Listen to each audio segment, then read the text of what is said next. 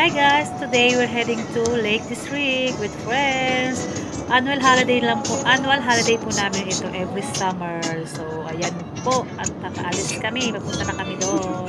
See ya! Ali! Yup! Huwag mo sabi tutulog ka na. Oo. Naka-live ka? Hindi. Nilay ko sa ano ba? Sa YouTube. Mag-voice over.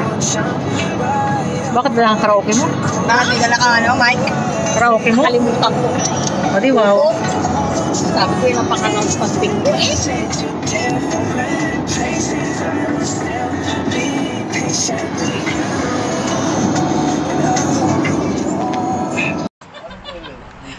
So ayan guys, stop na kami sa service kasi medyo matagal-tagal pa yung biyahe. I think is 5 hours, 5.5 hours by drive. So hindi natin kailangan mag-straight away driving kasi kawawa naman ang ating mga nag-drive.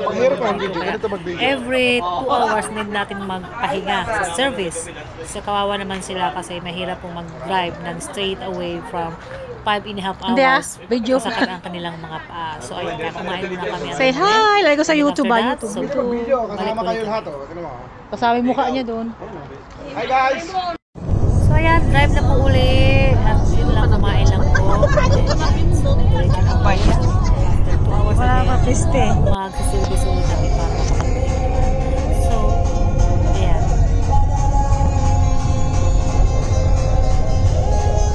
In 3/4 of a mile, turn left onto Green Lane. And guys, at malapit na nga po kami. Malapit na kami sa katotohanan. Malapit na kami sa aming karavan kung saan kami mag-stay sa Lakeland. I think Lakeland ang name niya. So malapit na po kami kasi papasok na kami dyan. Ay, ito na. Welcome to Lakeland. Nandito na kami sa Lakeland kung saan ang aming caravan. So ayan guys, samahan nyo po kami para ma-tour namin kayo kung anong tsura ng aming caravan. Ayan. So, maganda ba siya? Like last year? Or medyo lang? So ayan, samahan po nyo po kami mag-tour later on. Agoy, parang mga... Ito tayo sa Lake District. Ano? Lakeland? Ha? Agoy. Ah, meron pang ano? Agoy. Hindi na ako makakabahan.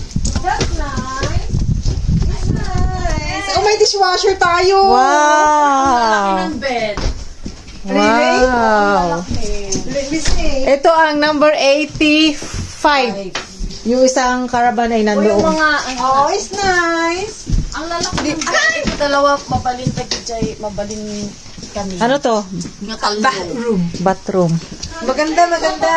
Mas maganda to kaysa yung last time, Last no? time. Maganda yung last time pero mas maganda to. What? May sofa bed? Oh, sabi. Oh. Aba, malaki ang bed dito. Ito lang medyo maliit na bed. Pero, kasha. Oh, diba? Yung tatlo pwede kasha. Platinum ba yun? Last year? Oo. Yeah. Platinum yun. Gold lang ito. Ay, ang ganda. Mayroon pa sariling ano. Platinum lang ito. May sariling ano pa oh. Yung... May bathroom. Ay, uy, ang laki nito. Ang ganda dito oh. Alam mo yung tatlong ano, ang laki. Oh. Wow. Perfect oh. Sa Hi! Ay, nagla-live na si Manong. Hello. Hindi ako nagla-live. Nag-video lang. Oh. Ay, ang laki ng show. Ay, punta na rin natin yung 65. Ha? Punta na 65. Paras lang yan. Queen, ano siya, malaki. Marami pa tayong space. Maraming space. Di ba pwede ito sa tatlo, apat na Oh. Tsaka may mga salamin-salamin. Ang Maganda. ganda ng wardrobe nila ha. Wardrobe, oo. Di ba mayaman? Ito lang, pero ang toilet niya lang, ito lang, di ba? Yan lang. Doon, isa lang. Yung mga girls ang kasama natin, Diyos ko, matagal silang malagaw. Pero merong isang pinaka. Meron ba dyan? Ito yung, wow. Ito tayo sa terrace. Terrace.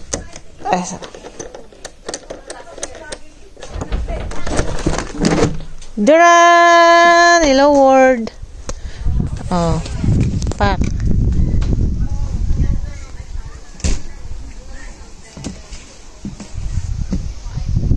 Hello, after how many hours? 5 hours? 6 hours drive.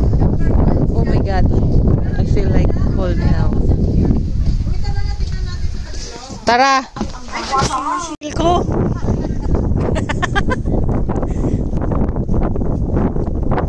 Okay.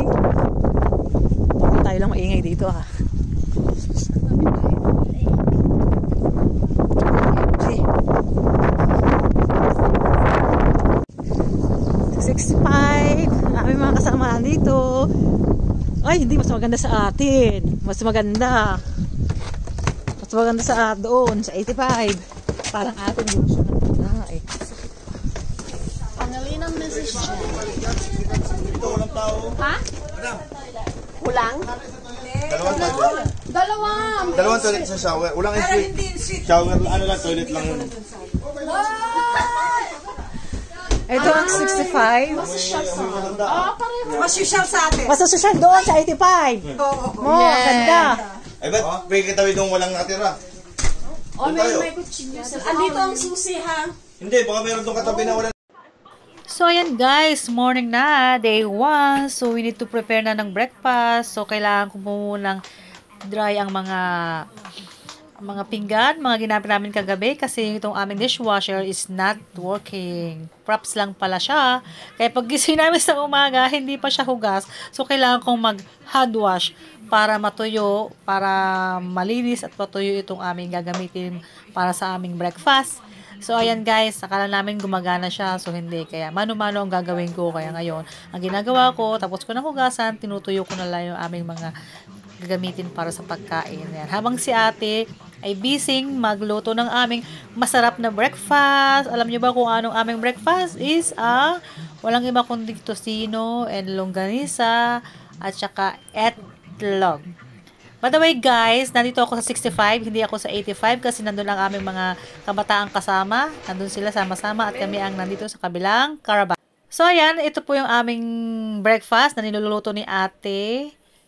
Yan, ni ate Grace. Ang sarap, diba? Parang, alam mo naman mga Pilipino. So, we need to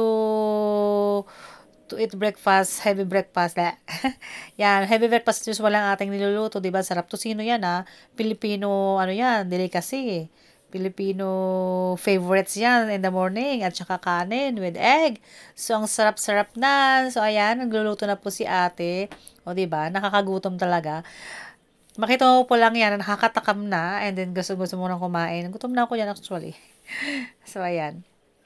So, habang nagluluto kami, andun sila sa kabila, then after pagkaluto, so, tawagin na namin sila. Kasi nga medyo mga ilang minutes lang siguro, 5 minutes walk from 65 to 85, ayan. So, ayan guys.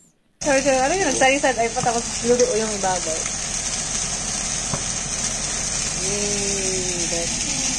Ako din, gano'n. Kung ano yung number ng takal, number ng tubig sa gano'n. Hindi natakal. Yung sa pagsabigas lang ba? Sige na naman yung kamay mo. Kasi agad dito. Kasi hindi nagtatakal eh. Tubig na lang. Ang style niya, hindi siya nagtatakal. Binupuhos niya Parehas yung ang dami bigas. tubig dito. Pag iniangat mo yung kamay mo doon sa bibigas. So, ayan, pinagkakwentuhan nila kung paano magsaing. Yung di sukat-sukat lang by using your finger. Di ba yun yung tinuro sa atin? Kahit ako pag nagluluto ko. So, ayan guys, naglakad-lakad na muna kami after breakfast. Pumunta kami sa lawa ba ito? Or dagat na kumati na. So, delikado daw dyan kasi once na kung tumapa ka dyan, maaaring mahila ka ng hangin. So, ayan guys, nagbuti kami sa Lake District. Kaya malaking lake dito sa Lake District na mayroong pinakamalaking lake ay yun. So, dito kami sa boating ngayon. Boating kami para makita namin ang ganda ng lake. So, ayan. Designed to float free in a case of an emergency. Downstairs in the lowest suite, we have a full complement of life jackets under the marks. Emergency exits are marked. They comprise of doors down the sides of the boat, Ito, the two artistahin si ate. doors Hello. either side of the Yung steering magjowa. position, and the door at the back of the cabin. If you're outside on the top deck, please do not stand on the seats or lean over the safety rails. And if you're downstairs in the lower saloon, please do not lean over the windows. If you've got children on board, they need to be accompanied at all times by an adult. and not allowed to run around the vessel. This is not only for their own safety. John Kerwin renamed the island Belle Isle after his wife Isabella. And then the house and island changed hands in the early 1990s. It's now owned by a local businessman.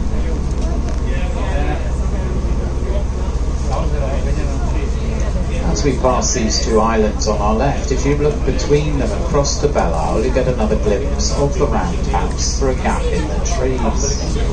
Later in the year, when the leaves fall from the trees, you can see the house and the island a lot clearer.